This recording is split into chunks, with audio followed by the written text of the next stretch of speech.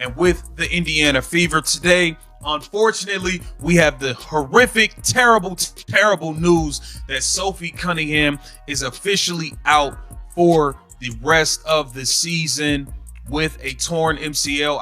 What really happened under the basket that night? Sophie Cunningham goes down with a torn right MCL, and the Fever confirm she'll miss the rest of the season. Bria Hartley is caught on camera grinning. Fans are furious, calling it intentional. The refs swallowed their whistles. The league has stayed silent. Sophie's career takes a brutal turn, but she isn't backing down. She's speaking out and not holding back, aiming her words at both the haters and the league itself. So, what did Sophie really say that's got everyone fired up? If you support Sophie, comment "fired up for Sophie." Let's go. The hits just keep coming for the Indiana Fever.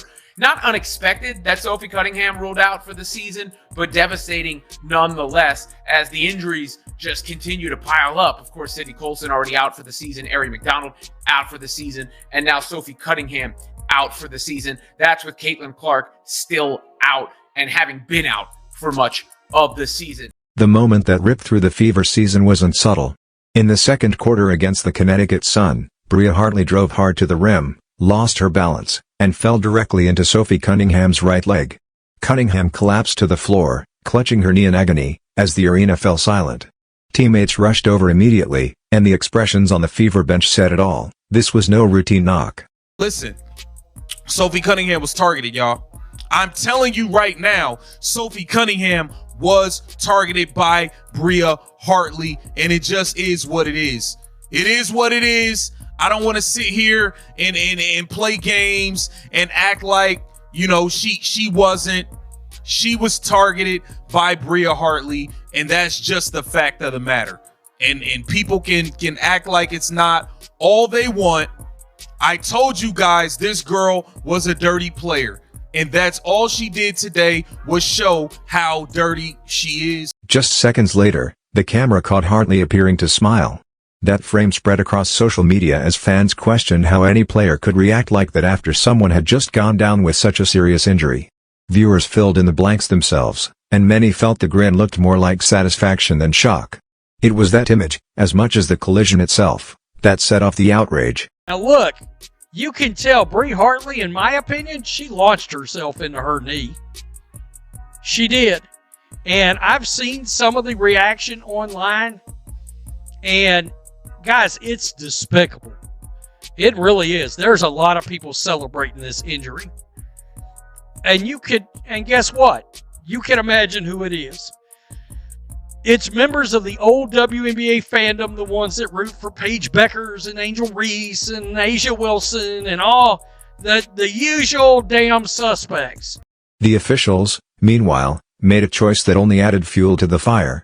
No flagrant call, no upgrade, no review.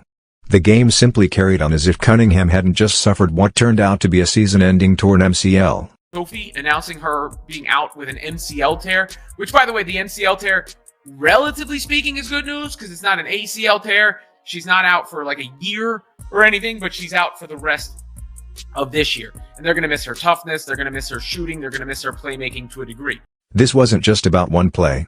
Fans quickly pointed to a larger issue that has been building for years: physical plays going unchecked and dangerous collisions shrugged off until someone finally gets hurt. And in Hartley's case, this wasn't her first flashpoint of the season. Put together, those incidents made what happened against the Fever look less like an isolated accident and more like part of a troubling pattern. The reaction didn't just target Hartley either. Fans laid the blame squarely on officiating and, by extension, on league leadership under Commissioner Kathy Engelberg. The argument wasn't new, that WNBA referees lean too heavily on letting them play and, in doing so, leave athletes exposed to unnecessary danger. Cunningham's injury became the perfect storm, the latest painful example for critics who have long been demanding change. This is terrible. You don't want to see anybody go out, especially with an injury. And Sophie Cunningham has been kind of like the heartbeat of this team with Caitlin Clark being out. She's like the first player we actually seen come out and stand up for Caitlin Clark and have her back. So this definitely sucks. And beyond her having Caitlin Clark back, her play on the floor. And for Sophie, the cost couldn't have been higher. A day later, tests confirmed what everyone feared: a torn right MCL. Her season was officially over. After battling her way into becoming one of Indiana's most important players, it was gone in an instant, taken out on a play now replayed over and over across every platform. The collision wasn't just an injury, it became a symbol of the deeper issues fans believe the league is ignoring. This has been an injury-riddled season for the team and Sophie Cunningham. You got to remember, she had that ankle injury, which is why she's wearing an ankle brace in the game. She had that in the beginning of the season. She was dealing with an injury. She fought back, came off the bench, got into the starting lineup, and she started lighting it up for us. She was knocking down the threes. She was bringing that energy, and us fans wanted her to get more shots, and we were upset at the fact that she's standing around wide open looking for the ball, and she's just not getting the ball on a lot of these possessions. In the days after the injury, the first voices the public heard weren't Sophie's. While she stayed quiet, trying to process what had happened, her family stepped up quickly. Her sister Lindsay posted directly at the WNBA, blasting the officiating and pointing out that the league seemed more focused on finding players than protecting them. That criticism hit hard because fans had already been calling for consistency from referees, and now a player's own family was echoing the same frustration. Their mom, Paula, added more fuel in a now-deleted post, describing Hartley as reckless and out of control, and suggesting this wasn't the first time she'd crossed the line. Those posts gave people an unfiltered look at just how raw the emotions were inside Sophie's circle, while putting immediate pressure back on both the officials and league leadership. This injury happened, and Sophie Cunningham's sister was none too happy about it and slammed the WNBA.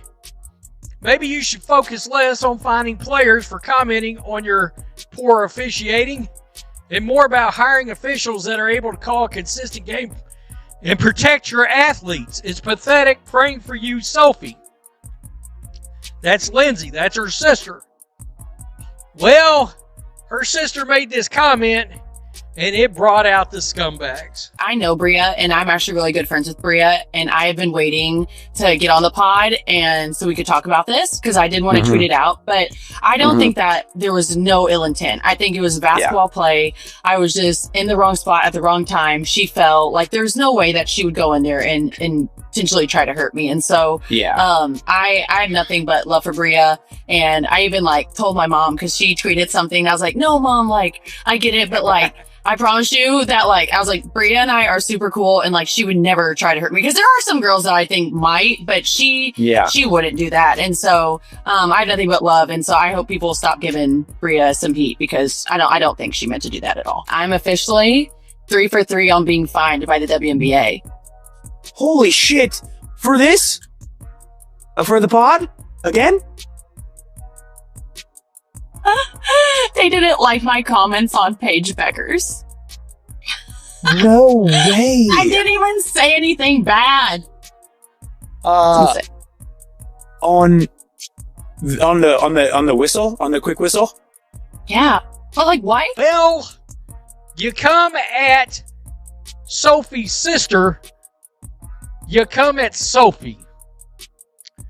And Sophie saw this comment, and bless her heart, she answered it. She answered it. Some of us were raised by the words of, quote, don't bite off more than you can chew. And some of us didn't. Quote, F around and find out. F around and find out. Kiss. God bless this woman. Yeah, seriously. She's great, but that's hilarious. This hater out there, and there's a lot of them right now. I said yesterday they're mad because Sophie's being called a superstar and this and that and the other. Yeah, Sophie's got more pull than your Asia Wilson. I mean, Asia's on this monumental run. I literally wouldn't have known that if I hadn't stumbled across somebody that said, well, the WNBA is making Asia Wilson's late season MVP push. Sometimes, you just got to pay attention. The WNBA wants to protect certain people and certain players. But this action right here, there's a lot happening. Yeah. A lot happening. Grab my shirt. I'm feeling the ground. Gina Charles gets She didn't hit the court, though. She out of bounds. Ariel Atkins says some words to Bria, and she says she grabbed me first. Atkins, 7 to shoot. Cardoso rolls, catch. Cardoso over the top, can't get it. Reese fights for the rebound, and a foul, and this time gets a little chippy, and a shove on Nelson Adota. And listen, this arena, typically we'll see some ringside fights, and Charles this time trying to fight through the... This picture is going viral with Bria Hartley with the sinister grin, right? This malevolent look that's on her face right now. Clearly smiling after injuring Sophie Cunningham, man. Sophie Cunningham, let's be clear here. Sophie Cunningham was targeted. Let's be very, very clear here. Sophie Cunningham was flat out targeted by a dirty player. Season was saved against the Connecticut Sun, but can it be salvaged? I guess is the question here, because Sophie Cunningham was one of the better players for the Fever all year. She is going to be tough to replace, even if the rest of the squad can get to full strength. But as they've battled, as they've continued to fight, to me, you don't punt on the season, because you don't know how many chances you get, and you have to reward that grit. The question just goes back to, again, when is Caitlin Clark going to be back? There remains no clarity on that topic. An assassin, Kelsey Mitchell, has a new career high.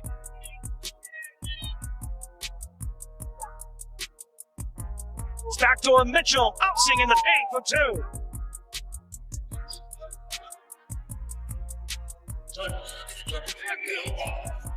Kelsey Mitchell, the big is matched up. Mitchell squeezing through for 2 in the fall.